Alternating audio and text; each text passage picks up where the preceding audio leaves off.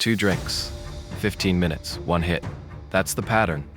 A lot of people can go all day with zero nicotine cravings. They're fine at work, fine at the gym, fine at home, and then they have a couple of drinks and suddenly their brain starts bargaining. Just 1 pouch, just a few pulls, just 1 cigarette. And the key thing to understand is this is not just about willpower. Alcohol changes the neural conditions that generate craving. So if you want the real answer to, why does alcohol make me want nicotine, you have to look at what alcohol does to 3 systems. Impulse control, prefrontal cortex, reward and reinforcement, dopamine pathways, state-dependent learning and cues, how your brain links context to behaviors, and nicotine plugs into all 3. The foundation, alcohol changes the brain's control settings. Let's start with the simplest piece. Alcohol increases inhibitory signaling in the brain, largely by enhancing GABA activity, and it disrupts excitatory signaling, in part through glutamate NMDA systems. The details can get deep, but the outcome is straightforward. Alcohol biases the brain toward short-term reward and away from long-term planning. That shift hits your prefrontal cortex hard, the area involved in judgment, impulse control, and future you. So the first thing alcohol does is it reduces the friction you normally feel before a habit. When you're sober, nicotine often comes with an internal debate. I don't need it. I'm trying to quit. I'll just wait. Alcohol doesn't argue with that debate. It reduces your ability to maintain it. So the first phase is not craving, it's disinhibition. Your brain goes from should I to why not. Mechanism 1, alcohol increases the probability of yes. Here's the clean way to think about it. Alcohol doesn't create a new desire. It increases the chance that you act on an existing pathway. Most cravings aren't random. They're learned action loops that your brain has stored because they worked in the past. Nicotine is one of the fastest state shifters available. It changes alertness, stress tone, and dopamine signaling within minutes.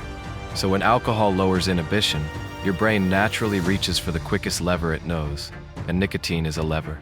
Mechanism 2. Alcohol primes dopamine and reward prediction. Now we move to the reward system.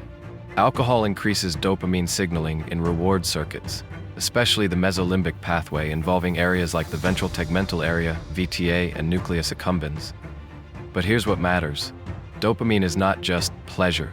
Dopamine is heavily involved in motivation, seeking, and what's called reward prediction. It's the chemical signal of, that thing would feel good right now, go get it.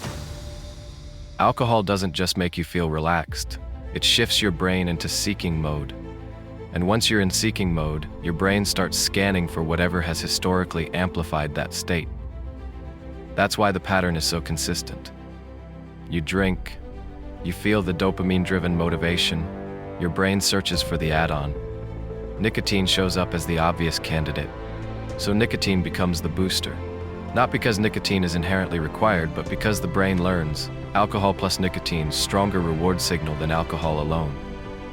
Mechanism 3. Nicotine is uniquely good at sharpening alcohol. This is one of the most important pieces, and it explains why it applies to Zyn, vapes, and cigarettes. Alcohol tends to blur attention, reduce clarity, and lower energy over time. Nicotine does the opposite. Nicotine binds to nicotinic acetylcholine receptors, NHRs, and that can increase alertness, focus, and stimulation, partly through effects on acetylcholine, norepinephrine, and downstream dopamine signaling. So subjectively, nicotine often feels like it corrects alcohol. People experience it as, I'm more switched on, I'm more social, my head feels clearer.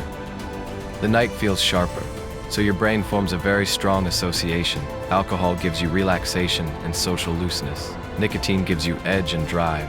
It becomes a complementary drug pairing, sedate plus stimulate. That pairing is incredibly reinforcing. The loop. Alcohol lowers the brake, nicotine hits the accelerator. Put it together. Alcohol reduces prefrontal control, less braking. Alcohol primes reward seeking, more wanting. Nicotine delivers rapid stimulation plus dopamine reinforcement, fast payoff. That's the loop. And once a loop is reliable, your brain doesn't treat it like a choice. It treats it like a routine. Why cravings can hit before you're even drunk. This is where it gets almost creepy. A lot of people think nicotine cravings happen later in the night, but often the strongest craving happens after the first drink or two. Why? Because the brain is not just responding to the chemical effect of alcohol, it's responding to prediction. If you've paired drinking with nicotine enough times, the brain starts firing the craving response as soon as it detects the early cues. The first sip, the smell of the drink, the bar setting the music, the "we're out tonight" state. This is called cue-induced craving, and it's tied to how dopamine encodes expectation. Your brain essentially says, "We know this pattern, nicotine is usually next." So the craving is not a weakness, it's a learned prediction signal. State-dependent learning, your brain stores habits by state. Now we get to the most overlooked mechanism. Your brain learns behaviors in context. And when you change your state, like with alcohol, you create a powerful learning stamp. This is called state-dependent learning. It means behaviors learned in a certain internal state are more likely to be triggered when you re-enter that state. So if nicotine use is heavily linked to being slightly buzzed, your brain becomes more likely to crave nicotine when buzzed, even if you don't crave it much sober. That's why someone can be off nicotine for days, and then relapse instantly on a night out. It's not that quitting didn't work, it's that you walked back into the exact neurochemical state where the habit was encoded. Why the "I only use nicotine when I drink" rule is unstable. A lot of people believe they have a clean boundary. I only do nicotine when I drink. But neurologically, that boundary is fragile, because alcohol reduces inhibition, increases reward seeking, and reactivates state-dependent habit circuits. So alcohol doesn't just make nicotine more tempting, it makes your rules harder to hold in working memory. The next day problem: nicotine becomes a recovery tool. Now we talk about the aftermath. After drinking, people often experience some mix of disrupted sleep, dehydration, increased baseline stress, anxiety the next day, lower mood, and motivation. Nicotine is a fast state changer, so it can temporarily reduce discomfort and increase alertness. So now nicotine becomes not just a party add-on, it becomes a fix. That matters because the brain learns faster when something provides relief. This is the distinction. Positive reinforcement: this feels good. Negative reinforcement: this removes discomfort. Negative reinforcement is extremely powerful for habit formation. So the alcohol to nicotine link can get reinforced twice. During the night, reward amplification; the next day, relief and stabilization.